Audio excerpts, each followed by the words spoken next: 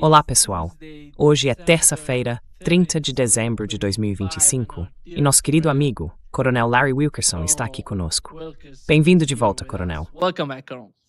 O meu estou falando, esportes tapisanho de terra. Sim. Era escuro. E era conhecimento estranho. Há um quadro negro atrás de mim que não funciona, então eu o cobri com um paninho. Estou tentando. Mas, Larry, deixe-me começar pelo ataque a Putin. Eles tentaram assassinar Vladimir Putin. Eu não sei, talvez estivessem tentando assassinar ou fazer alguma outra coisa. Você entende o que está acontecendo em Kiev, na Ucrânia? Zelensky conversando com Trump e depois tentando assassinar, sabe, o presidente da Rússia, que é a única razão pela qual Zelensky ainda não foi assassinado até agora.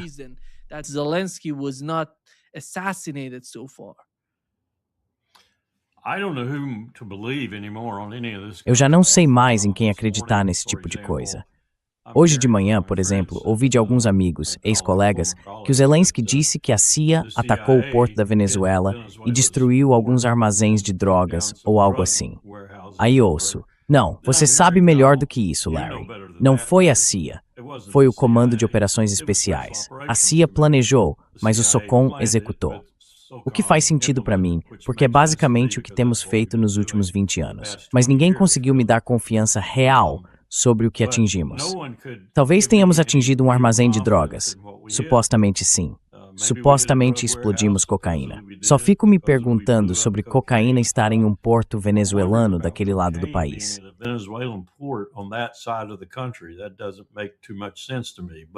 Isso não faz muito sentido para mim, mas nada disso faz sentido para mim. Então, sabe, quando alguém tenta assassinar o líder de outro país, acredite ou não, Nima, o primeiro pensamento que me vem à mente é uma operação de bandeira falsa. E não quero dizer que os russos estavam tentando fazer isso. O que quero dizer é que algum dos serviços de inteligência europeus, ou até mesmo o Mossad, por exemplo, pode ter tentado fazer isso e depois fazer parecer que foi o Zelensky, só para esquentar um pouco a guerra. Não sei como eles esperam esquentar a situação matando Putin. Imagino que esquentariam no sentido de que os russos iriam com tudo até a fronteira com a Polônia e simplesmente apagariam o resto da Ucrânia do mapa.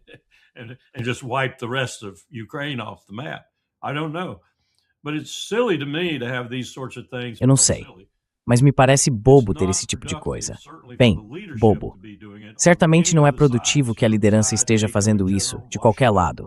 Europa, a OTAN em geral, Washington, Rússia, Ucrânia. Então quem está fazendo isso? Quem, por exemplo, está pilotando esses drones sobre petroleiros russos no Báltico? Quem está ameaçando fazer isso ou aquilo na Crimeia? São realmente as partes em guerra, Ucrânia, OTAN, Washington, Rússia, ou são outras pessoas se metendo nisso? Porque isso está acontecendo hoje. Está acontecendo no Irã, está acontecendo na Síria, no Cáucaso em geral, mas está acontecendo em todo lugar. E outro dia ouvi falar de algumas confusões acontecendo nas Filipinas.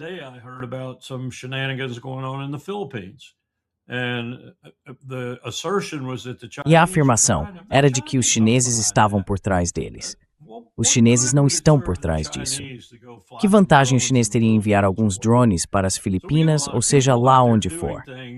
Temos muitas pessoas por aí fazendo coisas que não estão necessariamente no interesse de nenhuma das chamadas partes em guerra, incluindo Gaza.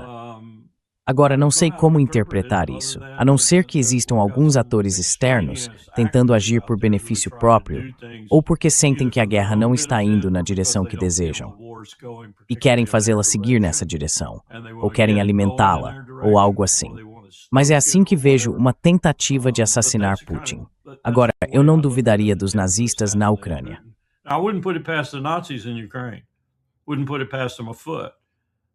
Eu não duvidaria deles nem por um instante. Mas isso parte do pressuposto de que eles entendem o que estão fazendo e de que compreendem o conflito melhor do que eu acho que compreendem.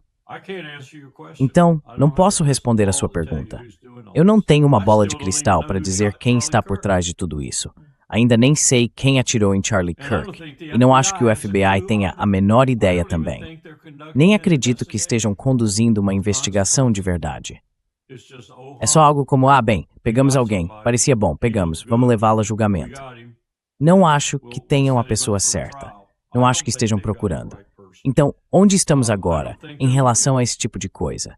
Estamos na terra do caos. É aí que estamos.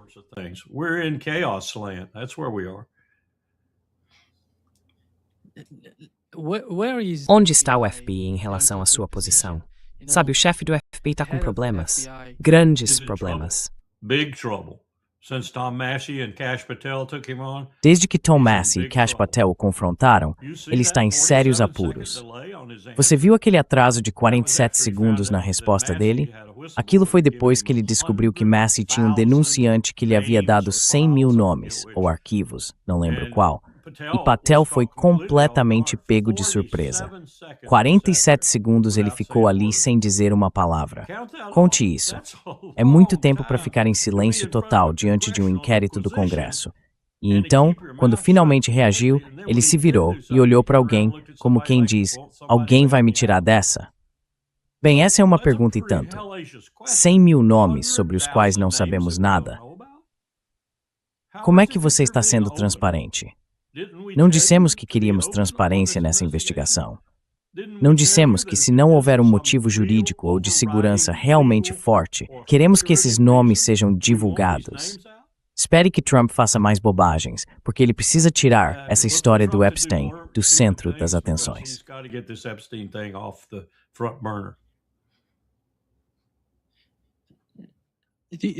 Você acha que, em relação ao FBI, quem está em vantagem?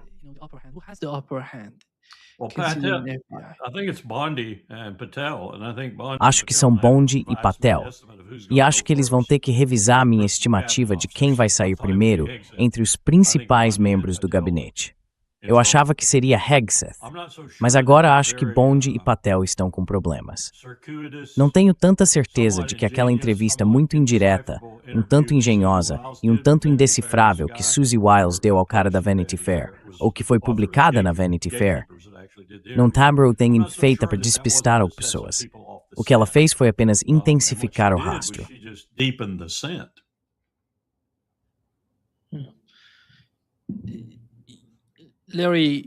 Larry, aqui está Zelensky, falando sobre os soldados russos e sobre como eles estão se preparando, ou sobre o estado atual do exército russo.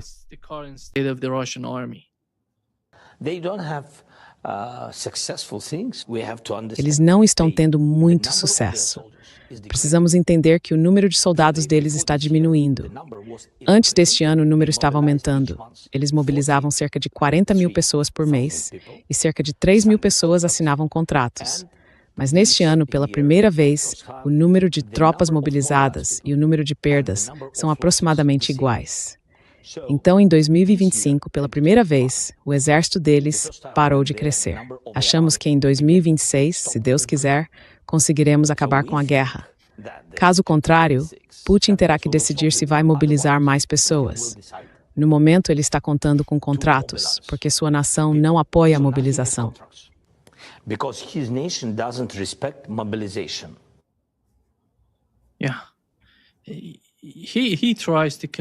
Sim, ele está tentando convencer o público americano, as pessoas nos Estados Unidos, a opinião pública, de que a Rússia não está em uma boa posição neste momento. Até que ponto o que ele está tentando fazer vai ser bem-sucedido, considerando o público americano?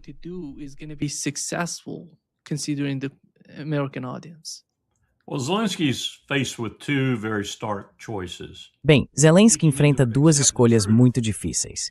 Ele pode aceitar a verdade, que Putin derrotou a Ucrânia de forma contundente no campo de batalha, e seguir a partir daí, o que provavelmente significaria o fim de sua liderança. Porque eu acho que um dos pontos inegociáveis de Putin é que Zelensky precisa sair. Tem que haver um líder da Ucrânia eleito constitucionalmente.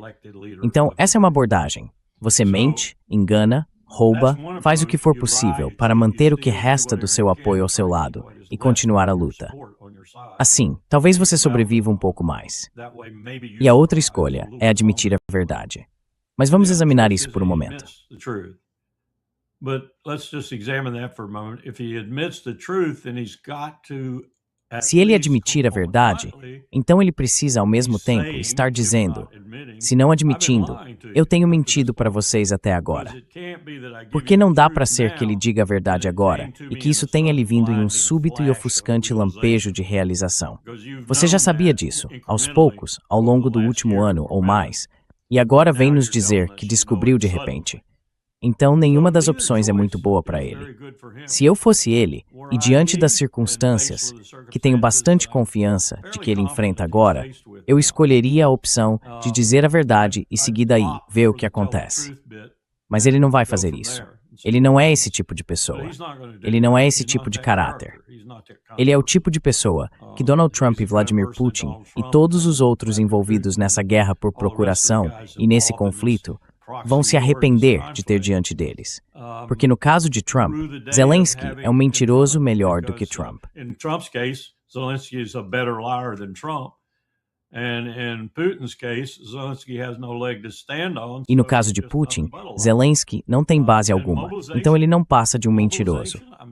E mobilização, desculpe, já houve medidas de mobilização tomadas antes disso. Ele não está apenas contratando soldados.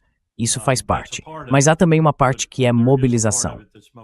É por isso que sua base industrial de defesa foi energizada, porque isso faz parte da mobilização da Rússia, assim como acontece em praticamente qualquer país. Enquanto falamos sobre isso, Nima, enquanto entidades de inteligência equivocadas estão divulgando coisas como os chineses fizeram isso nas Filipinas, ou os chineses fizeram isso no Mar do Sul da China, tudo isso é falso, pelo que tenho ouvido sobre suas atividades na região. O que não é falso é que a China está olhando para Taiwan com um olhar muito, muito desconfiado neste momento.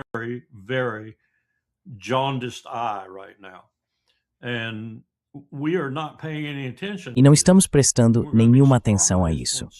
Vamos ficar surpresos quando, de repente, em uma manhã, acordarmos e a China estiver em Taiwan, não com força militar. Eles terão articulado um acordo com a liderança em Taipei, porque a liderança em Taipei também nos observa, assim como o resto do mundo nos observa. E quando veem coisas que não lhes dão grande confiança na capacidade do império de cumprir suas promessas, muito menos de vir em sua defesa, eles se preocupam. E é então que, de repente, surgem acontecimentos que não estavam previstos. Na segunda-feira, você acha que está tudo bem, e na terça já aconteceu. E não estamos prestando nenhuma atenção a esse tipo de coisa.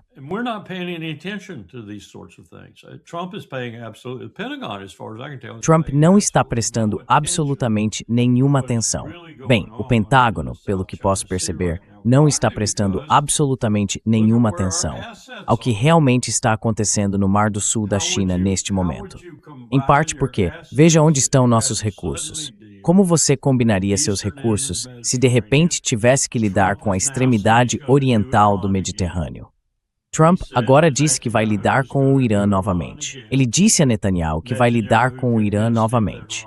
Netanyahu o convenceu de que o Irã reconstituiu, veja bem, seu programa nuclear. Ele nunca foi eliminado. Talvez tenha sido um pouco danificado, mas foi bem restaurado, e agora eles estão adotando mísseis modernos e assim por diante.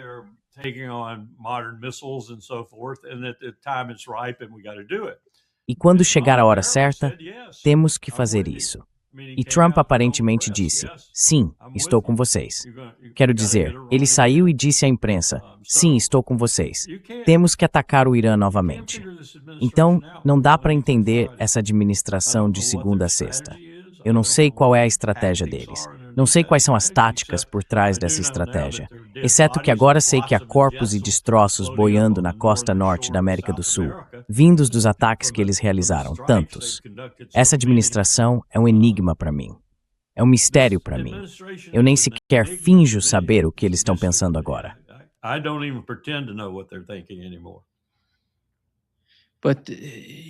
Mas quando você vê os ataques em solo venezuelano, você acha que isso vai escalar ou eles vão continuar com esse tipo de ataque?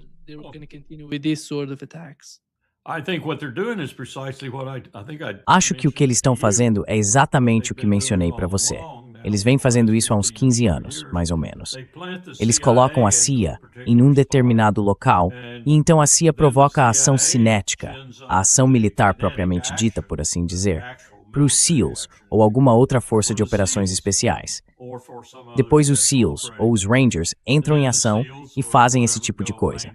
Então é uma combinação de planejamento da CIA, preparando tudo, e depois os executores são militares quando entram, mas pertencem ao Comando de Operações Especiais. Eles não são do Comando Sul, são do Comando de Operações Especiais.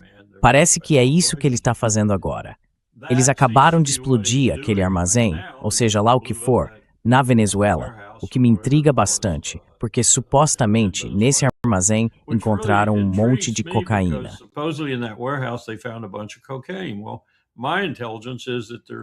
Bem, a minha informação é que há muito pouca cocaína na Venezuela.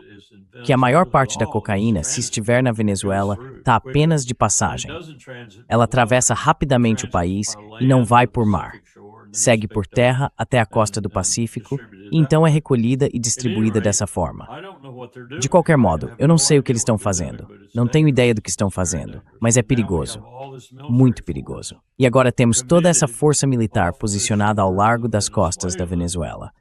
E não temos presença estratégica significativa, nem capacidade operacional em muitas das regiões que há 2 anos dissemos ser absolutamente essenciais. Ter navios anfíbios, uma unidade expedicionária de fuzileiros navais, ou mesmo um grupo anfíbio de fuzileiros, um porta-aviões por perto com escoltas, um grupo de ataque de porta-aviões.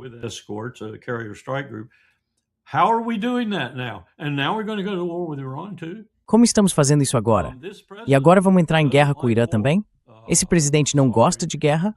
Desculpe, não parece isso para mim. Parece que ele adora guerra. Na verdade, parece que ele adora matar pessoas. Quero dizer, volte para o primeiro governo dele, quando matou várias pessoas, líderes terroristas. Sabe, o chefe da Guarda Revolucionária Iraniana, Qasem Soleimani, e o cara que ele matou lá na Síria, acho que foi o Baghdadi. Ele parece gostar de matar pessoas. Ele não gosta de ser acusado de entrar em guerra ou de ser um presidente belicista, mas ele gosta até aprecia matar pessoas. É isso que ele gosta de fazer. E sabe, isso é perfeito para ele.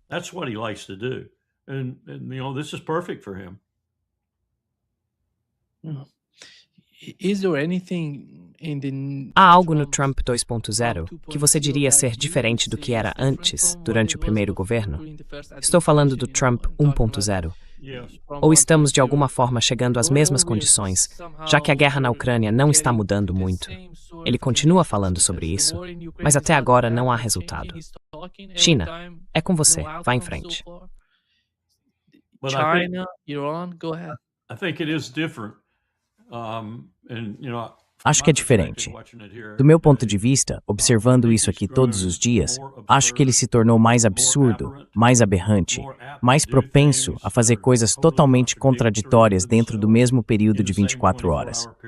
Acho que ele está perdendo, até certo ponto, a capacidade mental de fazer o que precisa fazer todos os dias. E às vezes, quando o vejo, parece que ele foi estimulado. Então, o que ele está tomando?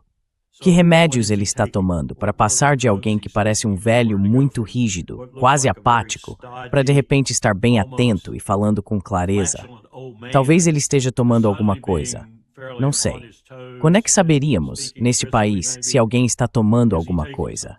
Estamos matando pessoas por nos fornecerem drogas, mas não sabemos quando o nosso próprio presidente pode estar tomando algo.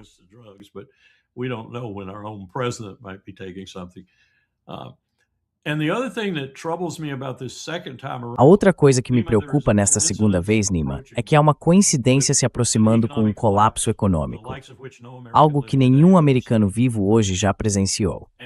E essa liderança, com sua tendência ao autoritarismo, especialmente em questões como o posse comitatus, a lei da insurreição, a lei marcial, o uso das forças armadas em território nacional, tudo isso vai coincidir. Teremos uma situação econômica neste país que provavelmente será a pior desde o final do século XIX, talvez até pior do que em 1932 ou 33. E essa seria a desculpa que um autoritário usaria para colocar tropas dentro do país.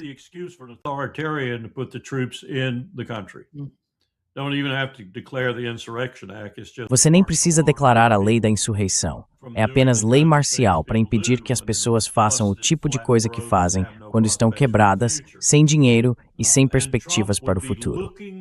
E Trump estaria procurando esse tipo de desculpa. Ele tem bajuladores como Rubio e Hegseth, que também gostariam de fazer isso. Então chegamos ao ponto em que talvez eles se saiam muito mal nas eleições de meio de mandato, ou talvez consigam escapar por pouco. E então, essa crise chega. Pode acontecer antes das eleições, mas suspeito que vai acontecer depois delas. O que fazemos então, quando não temos nenhum controle legislativo sobre ele? Um controle muito limitado, se tivermos. Os republicanos estão começando a despertar, até certo ponto.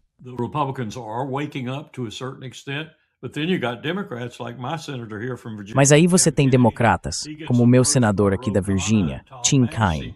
Ele é procurado por Ro-Khanna e Tom Massie e é convidado a ajudar com esse assunto que eles levantaram sobre Epstein.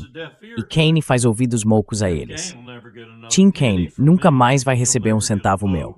Ele nunca mais vai receber meu voto. Nunca mais vai receber um centavo meu. Então, sabe, onde está o poder de conter Trump, especialmente se estamos atolados em uma situação que eles também veem como uma ameaça à própria existência no legislativo? Porque, veja, voltando aos Bonus Marchers, depois da Primeira Guerra Mundial, eram apenas veteranos da Primeira Guerra querendo o que lhes havia sido prometido. Mas eles marcharam sobre Washington e foram bem dóceis, foram bem pacíficos.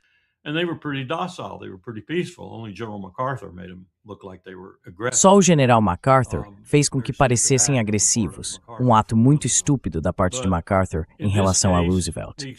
Mas neste caso, a desculpa vai ser muito maior, eu acho, porque isso vai se tornar uma crise que afeta o país inteiro. As únicas pessoas que essencialmente não serão afetadas, e talvez uma ou duas delas até sejam, mas a maioria são os bilionários. Todo o resto vai ser impactado por essa crise.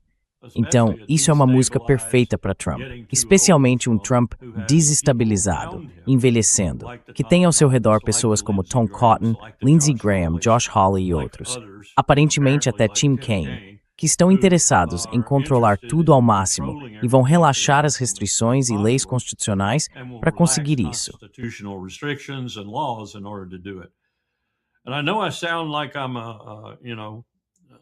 E eu sei que pareço um pessimista, um profeta do desastre e tudo mais, mas acho que estamos com sérios problemas econômicos. Isso vai se manifestar nos próximos 12 a 18 meses e vai atingir quase todos os americanos abaixo do nível dos 90%. Vai ser preciso uma liderança realmente boa para enfrentar isso. Um trabalho de gabinete incrível, boa governança, tudo isso. E nós não temos isso. Simplesmente não temos. Além disso, olhe para todo o resto que eles estão fazendo, como esses ataques no Caribe, e você sabe, o Haaretz desta manhã. Aqui está a manchete da versão online. O apoio de Trump a Netanyahu é uma tática que oferece pouca clareza para Gaza no pós-guerra.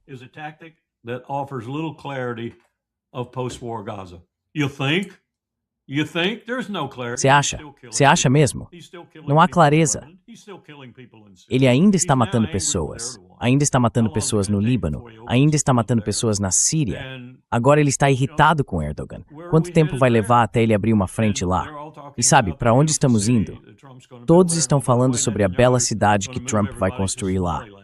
Ah, aliás, Netanyahu vai mudar todo mundo para Somalilândia. Você acha que um único palestino vai aceitar de bom grado uma viagem de barco ou de avião para Somalilândia? É aqui que estamos.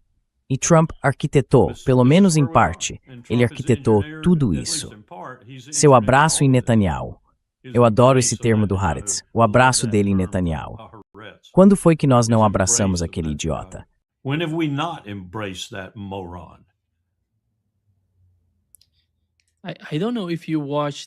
Não sei se você assiste aquele cara que costumava ser o ex-porta-voz das Forças de Defesa de Israel. Ele dá muitas entrevistas. Acho que sei de quem você está falando. O nome dele me fugiu agora.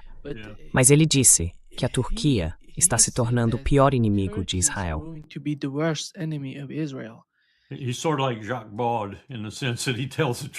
Ele é meio parecido com o Jacques Bode, no sentido de que ele diz a verdade. Aliás, alguém me disse ontem de Lucerna, ou acho que era Lucerna, alguém com quem eu lidava quando estava no Departamento de Estado, que a Suíça está morrendo de medo de dar um passaporte ao Jacques Bode, ou de deixá-lo voltar ao país, ou de enfrentar a União Europeia, ou seja lá o que for. Eu perguntei por que a Suíça tem medo disso.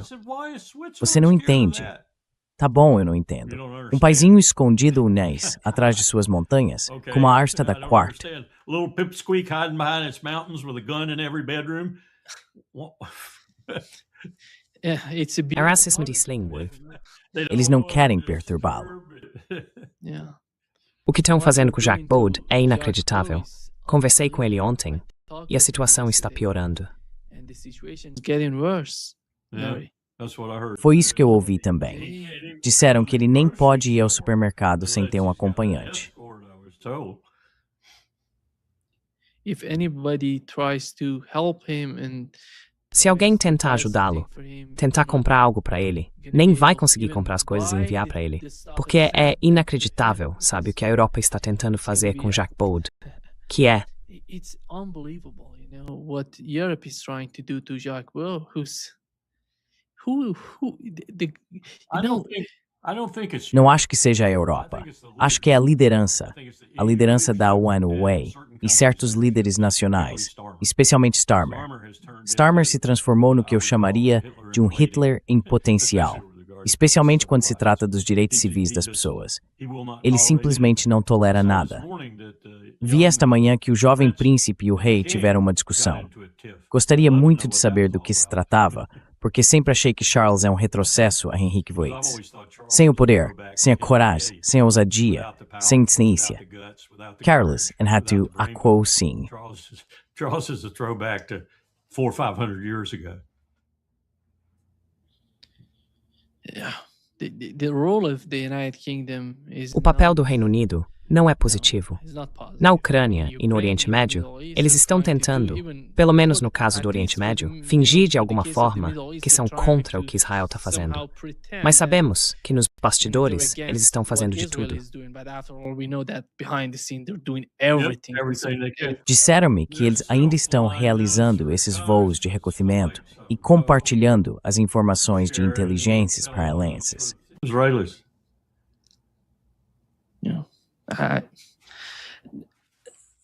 Larry, hoje Netanyahu conversou com Donald Trump. Você mencionou que Trump estava falando sobre o programa de mísseis balísticos do Irã. Ele concorda que Israel pode atacar o programa de mísseis no Irã e disse que, quando se trata do programa nuclear, tudo vai acontecer rapidamente. Ele realmente quer que Netanyahu ataque o Irã. Até que ponto o que ele disse hoje, tanto durante quanto depois da reunião, está relacionado à sua posição nas eleições de meio de mandato, por exemplo, ou ao que está acontecendo internamente nos Estados Unidos e em Israel?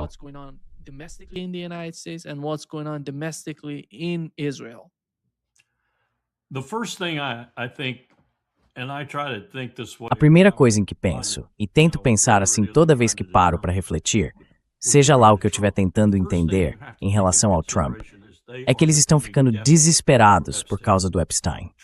Verdadeiramente desesperados. Eles não sabem como lidar com isso. E sabem, alguns deles sabem muito bem, o quanto estão profundamente envolvidos nisso. Acho que foi em 27, ou 28, ou 29 por aí. Sei que estou perto. Pessoas cujos nomes você conheceria, cujos nomes eu conheceria, estão envolvidas. E está bem dividido. Ele continua tentando afirmar que são todos democratas. É o Bill Clinton, ele diz. Mas não é. Está bem equilibrado dos dois lados do espectro político. It's pretty even on both sides of the political aisle. So that's terrorizing them. Então isso está aterrorizando eles. E está especialmente aterrorizando Trump. Estou começando a acreditar. Bem, no início eu não acreditava. Eu acreditava em Tucker Carlson, acreditava no juiz napolitano. E não é nenhuma crítica a ele dizer que agora estou com algumas dúvidas. Porque pessoas que conheceram Trump antes me disseram que isso simplesmente não era o jeito dele. Que sim, ele faz certas coisas com mulheres, ele dá um tapinha na bunda delas, ele, sabe, faz as coisas que fez na primeira campanha. Por exemplo, quando fez aquela declaração. Ele faz esse tipo de coisa. Mas não é o tipo de pessoa que faria as coisas que estão sendo insinuadas em relação a algumas dessas pessoas ligadas a Jeffrey Epstein.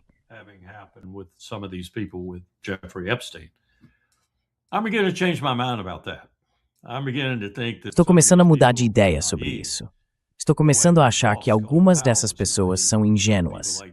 Do mesmo jeito que meu chefe Colin Powell foi ingênuo em relação a pessoas como George Tenet, John McLaughlin, Donald Rumsfeld, Condi Rice e outros. Não que fosse uma ingenuidade sobre suas falhas sexuais. É uma ingenuidade sobre a humanidade e sobre os homens em particular. Homens bilionários, homens poderosos. Então acho que há um bom número de republicanos nesses arquivos. E é por isso que Bondi e Patel estão mentindo descaradamente sobre isso. Trump sabe disso, ou pelo menos sabe o suficiente para estar preocupado. Seriamente preocupado.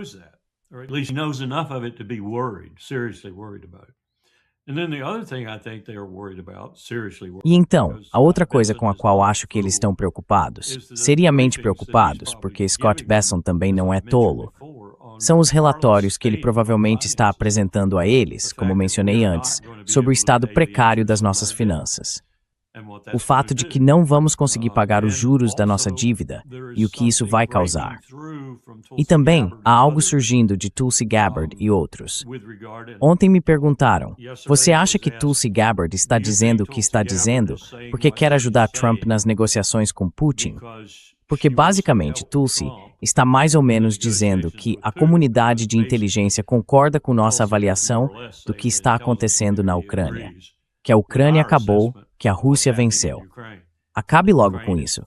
Siga em frente e resolva de uma vez.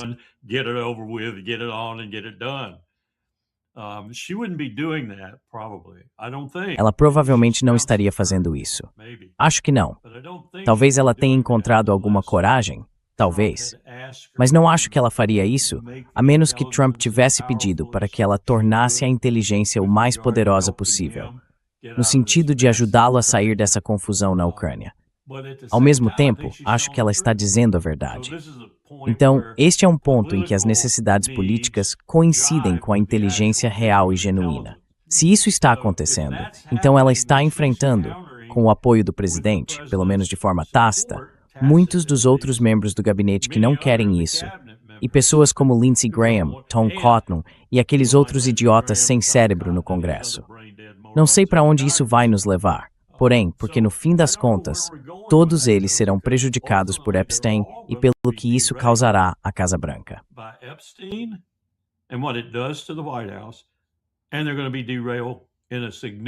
E eles serão prejudicados de forma significativa e duradoura por essa crise econômica. Então acho que é impossível prever como isso vai se desenrolar. Uma pessoa me disse outro dia, sabe, quantas vezes na história você acha que já houve uma crise da natureza da que os Estados Unidos enfrentam hoje, coincidindo com uma liderança totalmente incompetente? Eu respondi, bem, se você está me perguntando sobre os Estados Unidos, acho que isso nunca aconteceu. Não nas proporções em que está acontecendo agora. Você poderia argumentar que tivemos algo parecido em 1860, até que Abraham Lincoln fez o juramento de posse, e então passamos a ter uma liderança competente. É difícil até encontrar um exemplo na história antiga. Sabe, as pessoas falam de Nero. Bem, volte e olhe para o Império Romano do Ocidente. Nero pode até ter tocado enquanto algo queimava. Na verdade, nem tenho certeza se isso é verdade.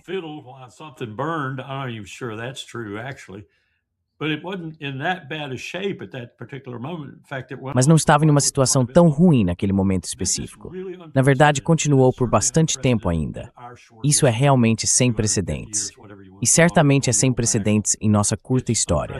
250 anos, chame como quiser, colonial ou nacional.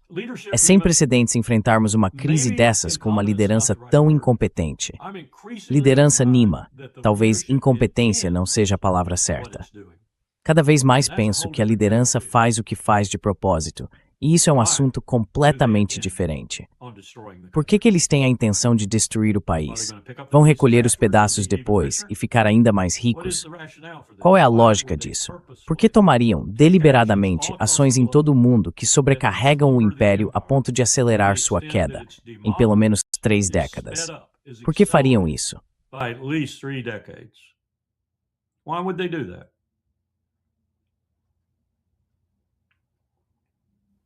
Yeah, good question, I think.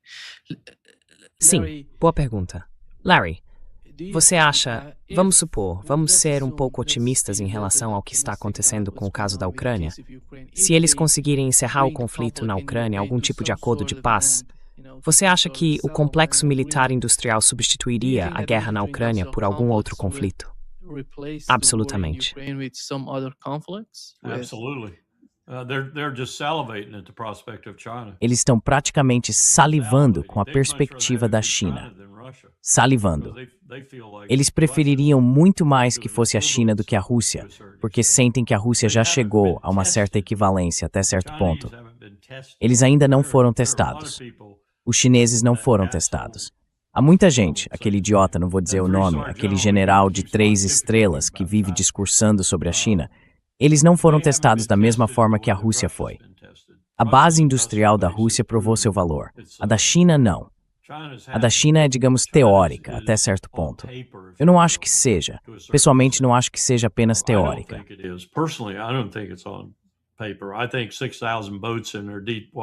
Acho que eles têm cerca de 6.000 barcos em sua frota de pesca em águas profundas. Uma marinha sem igual, submarinos tão bons quanto os nossos e todo tipo de outras coisas, incluindo mísseis hipervelozes que são melhores que os nossos. A única coisa sobre o exército da China que me deixa em dúvida é que ele não é testado em combate há muito, muito tempo.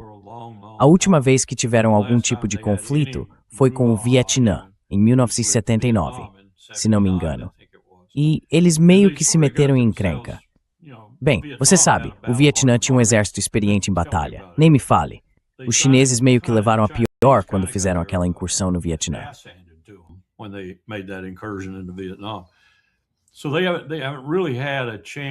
Então eles realmente não tiveram a chance de adquirir experiência real de campo de batalha, como por exemplo os russos tiveram, ou os ucranianos tiveram, ou as forças de defesa de Israel têm agora. Embora a experiência das FDI tenha sido em assassinato, não propriamente em guerra. E isso é verdade em todas as frentes. Líbano, Síria, Gaza e Cisjordânia. É assassinato, não guerra. Então essa seria a única coisa que me preocuparia em relação à China, se eu estivesse no topo da liderança militar deles. Mas fora isso, o complexo militar industrial adoraria substituir a União Soviética dos tempos da antiga Guerra Fria pela China. Adoraria. Provavelmente até mencionam isso nas reuniões de diretoria. Você acha que Taiwan teria interesse em se envolver? Eu não acho que sim. Eu não acho que sim. Acho que um dos motivos pelos quais temos esse acordo que pode estar acontecendo agora, em que mísseis de longo ou mais longo alcance são prometidos a Taipei, é que isso serve como um mecanismo de negociação para o governo atual de lá. Eles sabem que não vamos entregá-los por anos. É assim que fazemos as coisas agora. Taiwan ainda está esperando por coisas que prometemos há 7 anos. Simplesmente não temos a capacidade industrial para produzir esses sistemas para nós mesmos, nossos aliados e outros, na velocidade que afirmamos. E Donald Trump tem mentido para muitas dessas pessoas, ou elas simplesmente aceitam as suas, digamos, declarações equivocadas, porque não dá para tirar mísseis Tomahawk da linha de produção na mesma velocidade em que a boca de Donald Trump funciona. Muito menos algumas dessas outras coisas mais sofisticadas. Let alone some of these other more sophisticated things. You just can't get them off the production line. Simplesmente não dá para tirá-los da linha de produção. Praticamente, a única coisa que conseguimos produzir, se quiser chamar assim, é todos aqueles tanques que compramos da fábrica de Lima, em Ohio, porque a linha ia ficar parada. Então o Congresso comprou mais, acho que foram mais 4.000 tanques M1 Abrams, e os guardaram em algum lugar nas montanhas. Mas até que ponto eles são realmente relevantes? A menos que você os leve para a Ucrânia, faça os ajustes necessários e todo o resto, e depois treine as tripulações não para procurar armas antitanque inimigas, mas sim drones. Então, Nima, nós não conseguimos produzir muita coisa, e mesmo que conseguimos, não conseguimos fazer rápido. Mas o complexo militar industrial adoraria mudar isso. Eles adorariam mudar isso. Adorariam voltar a construir coisas por todo o país e colocar tudo em marcha de novo, no estilo da Segunda Guerra Mundial. E quanto à Venezuela e ao Irã, o que dizer desses dois casos? Acho que vamos levar uma surra no Irã. Acho que Israel vai acabar recebendo seu próprio Estado em um caixão pelas mãos do Irã. A Venezuela é outro assunto, porque não acho que sejamos tolos o bastante para colocar grandes forças em terra no continente sul-americano. Aqui vai uma proposta para você, Nima. Simão Bolívar foi há muito tempo. Se quisermos criar um novo Simão Bolívar, pergunte ao Lula se ele aceitaria o cargo. Se quisermos que isso aconteça, é só continuar fazendo o que estamos fazendo. É só continuar fazendo o que estamos fazendo. A América do Sul tem muita gente, tem muitos países.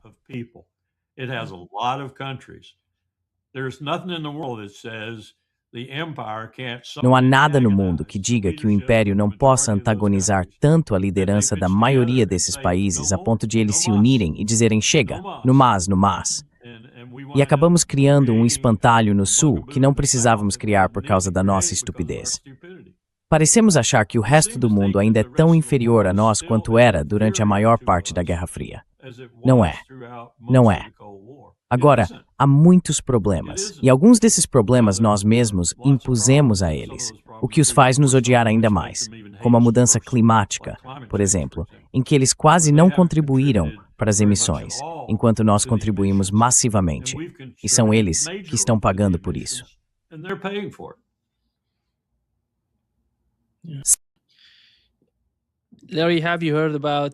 Larry, você ouviu falar sobre a Arábia Saudita atacando as forças dos Emirados Árabes Unidos e sobre o tipo de armas que estão sendo enviadas? Eu nunca imaginei que pudesse haver qualquer tipo de conflito entre os Emirados Árabes Unidos e a Arábia Saudita.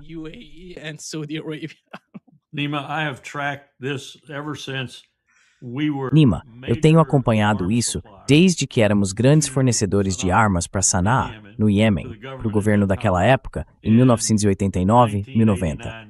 E o que se vê o tempo todo observando a Península Arábica é que os sauditas tentam periodicamente agir acima de sua capacidade militar. Eles tentam fazer isso por vários motivos internos e também externos, que geralmente são coisas do tipo: se os iranianos fecharem o Golfo Pérsico, fecharem o Estreito de Hormuz, por qualquer período de tempo, precisaríamos de outra forma de escoar nosso petróleo. Logo, precisamos construir um oleoduto do Golfo até o Mar Vermelho. Assim poderíamos bombear o petróleo por ali. Ah, temos que bombear através do Iêmen? Certo, então vamos começar uma guerra e deixar tudo em ordem para podermos construir esse oleoduto. E aí eles acabam se enrolando com suas coalizões. A coalizão dos dispostos, no início, incluía o quê?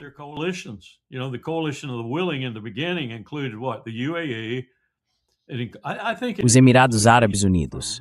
Acho que até incluíam o Egito, se bem me lembro.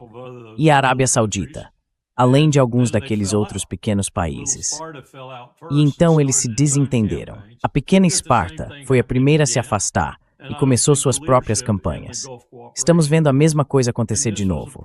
Não acho que a liderança do Conselho de Cooperação do Golfo, e esse foi um problema que identificamos no Comando do Pacífico, lá atrás, quando o CCG foi formado, possa ser confiável, porque eles brigam entre si antes de enfrentar qualquer inimigo.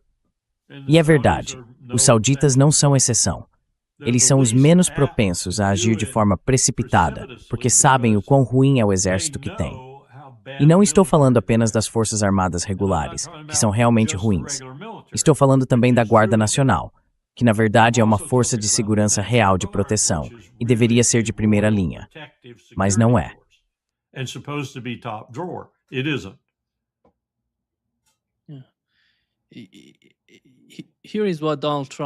Eis o que Donald Trump disse sobre o Irã. Ele disse que o Irã não precisa desses mísseis balísticos, que não há motivo para isso, que eles precisam se comportar. Eu sugeri que ele deveria ser o chefe do Conselho de Segurança Nacional do Irã.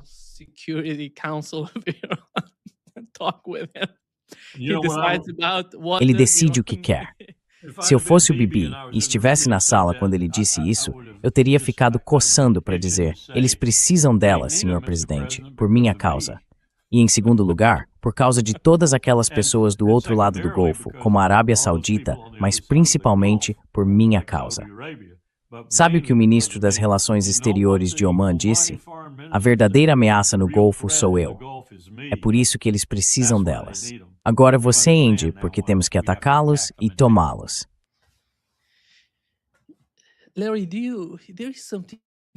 Larry, há algo muito estranho acontecendo entre Donald Trump e Netanyahu. Por que Donald Trump se esforçou tanto para Netanyahu?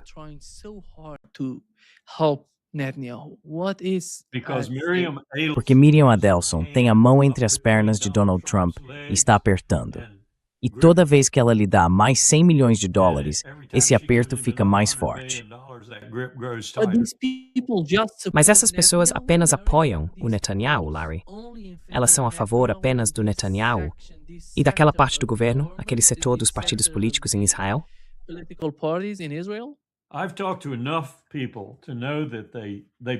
Conversei com pessoas o suficiente para saber que elas provavelmente desprezam Smotrich. Elas desprezam Ben-Gvir quase unanimemente. Até algumas das próprias pessoas de Ben-Gvir o desprezam. Mas elas não desprezam Netanyahu, exceto em particular, porque sentem que estão em perigo e que Netanyahu é o único com coragem, bravura, inteligência e conhecimento da burocracia. Deus, isso deve ser bem profundo. Ele está lá há mais de 20 anos. Não como primeiro-ministro o tempo todo, mas no poder. E eles não querem descartá-lo. Sentem que Nima, há 2 milhões de judeus israelenses que foram embora.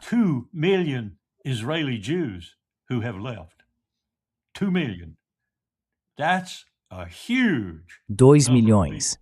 Esse é um número enorme de pessoas. E muitos deles estão dizendo coisas como, eu não vou voltar.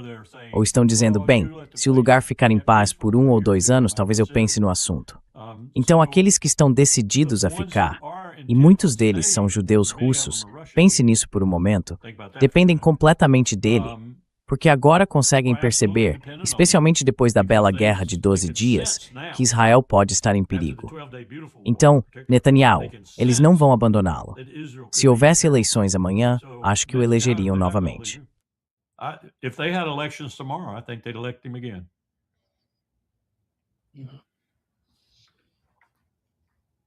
Quem é Larry quando se trata de Israel? Você acha que Netanyahu conseguiria de alguma forma dominar todo o sistema?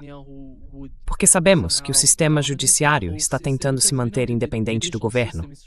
Mas afinal, Netanyahu está tentando fazer de tudo em Israel para, bem, você sabe. Ainda assim, ele não pode permanecer no poder para sempre. Eles precisam ter algum tipo de entendimento sobre a situação atual com Netanyahu, porque vamos colocar assim. Ele agora está se aproximando do sul de Chipre e da Grécia. A principal questão é, o que ele está buscando nesses 2 países? Eles não são tão fortes em termos de poder militar, mas seu território poderia ser usado contra outros países, ou talvez...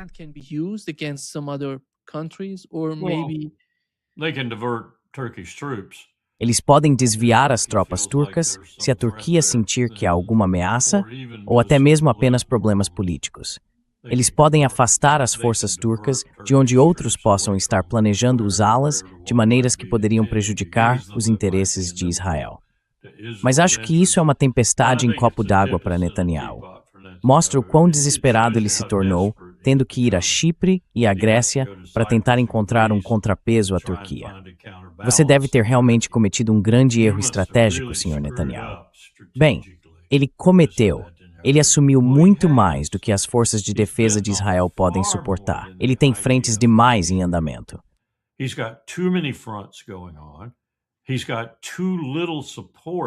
Ele tem apoio demais insuficiente para administrar tudo.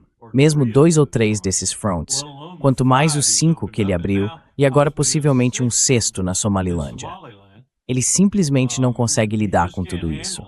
Então está ficando difícil até para ele, por mais hábil que seja na burocracia de Israel, se manter à tona. E o único motivo, como eu disse, pelo qual ele conseguiu se manter é porque não há ninguém à espera nos bastidores. Sabe, você olha para pessoas como Yoav Gallant ou alguns desses outros que têm aspirações de substituí-lo. O povo israelense sabe que essas pessoas nem chegam perto do nível dele quando se trata de lidar com a infinidade de problemas que ele mesmo criou.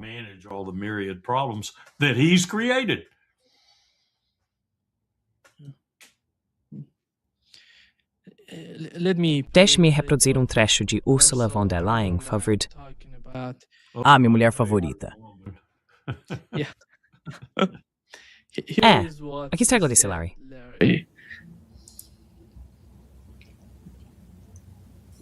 And finally, it makes sense. As technology evolves, we need to build up societal immunity around information. Não consigo ouvi-la. Because Deixe-me aumentar o volume. Você não consegue ver?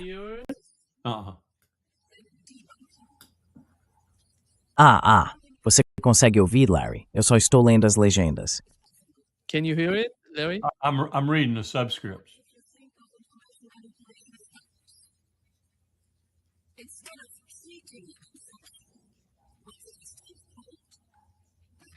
Yeah.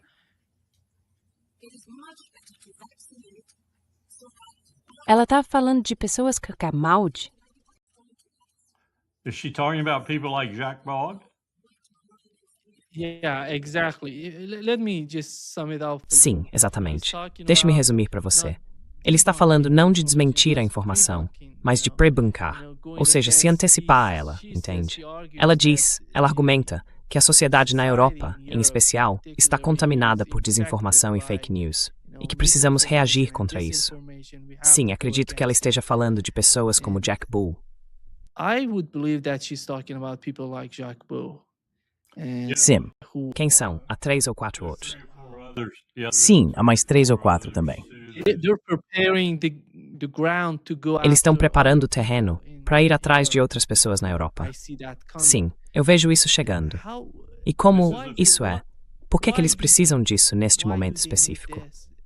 Eles sabem que o caso da Ucrânia não vai a lugar nenhum para a Europa. Nowhere for Europe.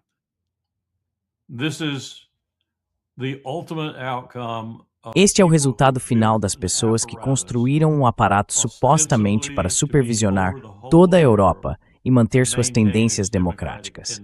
Não fez nada disso. Colocou-se acima de toda a Europa, a ponto de chegar até um fazendeiro francês na região da Dordogne e dizer: "Você me deve $14 por este imposto da UE sobre os cascos das suas ovelhas." Mas isso não é manter a democracia, porque quando dizem que você deve esses $14 e você não paga, você vai para a cadeia. É uma organização draconiana, é autoritária. E é por isso que há pessoas de diferentes países querendo ser membros do Parlamento Europeu, porque sentem que em seu próprio país não têm muito poder, mas se tornam muito poderosas quando vão a Bruxelas.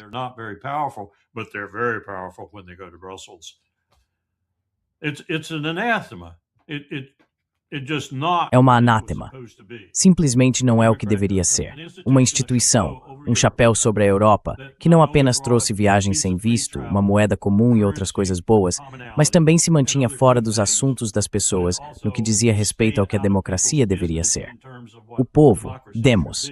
As pessoas esquecem que demos significa o povo, e isso se tornou uma autocracia. E ela é a autocrata suprema.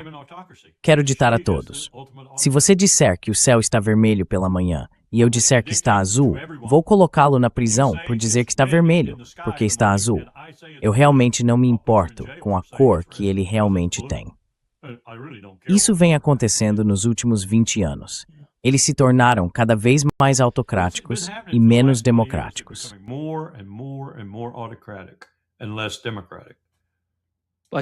Mas a curva desse tipo de decisão foi assim, e agora está indo assim. Bem, eles se sentem em perigo agora. Eles não se sentiram tão ameaçados assim até essa guerra na Ucrânia.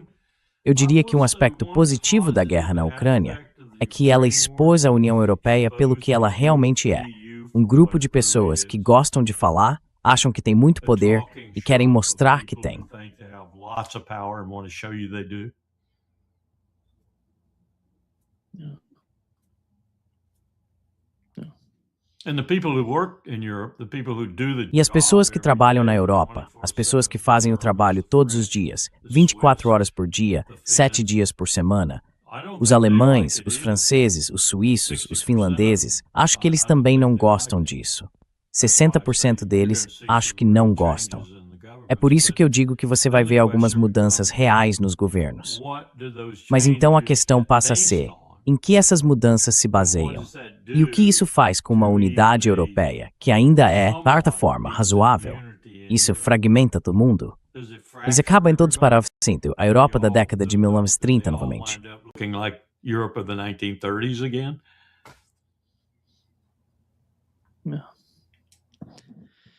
Isso talvez não fosse ruim se todos fossem democracias bem administradas. Na minha opinião, é um processo de aprendizado para as pessoas na Europa. Mas elas estão chegando ao ponto em que esse sistema não está funcionando para elas. Está funcionando para a liderança na Europa. E supostamente muitas dessas coisas que eu estava mencionando como vantagens, como em 1988, quando fui da Alemanha para a França, eu precisei tirar um visto e isso levou 10 horas. Foi frustrante. Agora eu simplesmente cruzo a fronteira e posso usar euros. Naquela época eu tinha que usar marcos alemães. Acho que hoje posso usar euros. Não creio que o marco alemão tenha voltado. Mas, de qualquer forma, tudo isso era realmente por conveniência nos negócios.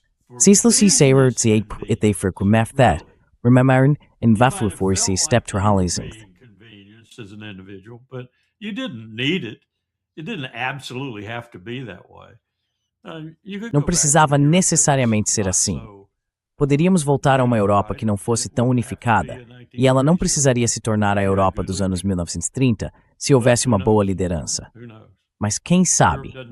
Quem sabe? A Europa não tem um grande histórico de convivência harmoniosa. Mas a maneira de fazê-la conviver bem, certamente, não é perseguir seus cidadãos até o último limite da lei pelo menor dos crimes imagináveis. Ou, na verdade, por crime nenhum. Julian Assange, alguém? Por dizer a verdade. Você é perseguido por dizer a verdade. Isso não é democracia. Muito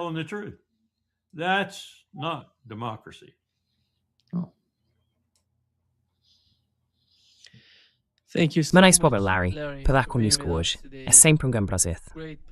As always. Thank you for having me. And hang in there in the room.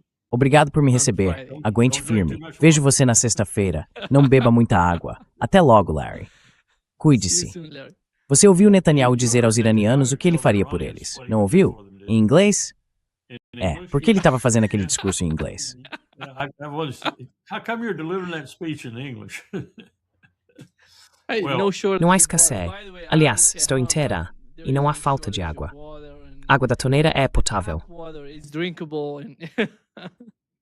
É mais ao sul do que isso? Ou o quê? O quê? É mais ao sul, onde a seca está tão severa, então. Sim, fica literalmente na parte leste do país. Sabe, temos 2 desertos lá, e a parte leste está sofrendo com esse tipo de seca. É, certo, é. Eles estão tentando fazer dessalinização, sabe? Mas isso leva tempo. Tudo que você precisa fazer é simplesmente deixar o Bibi entrar. Ele disse, deixa eu entrar. Ele vai resolver isso. Nota de rodapé. Enquanto eu conserto sua água, também vou consertar seus mísseis e seu governo. É, ele quer que seja a nova Síria. É, bem, se cuida, fique seguro. Cuida, Larry. Tchau. Bye-bye.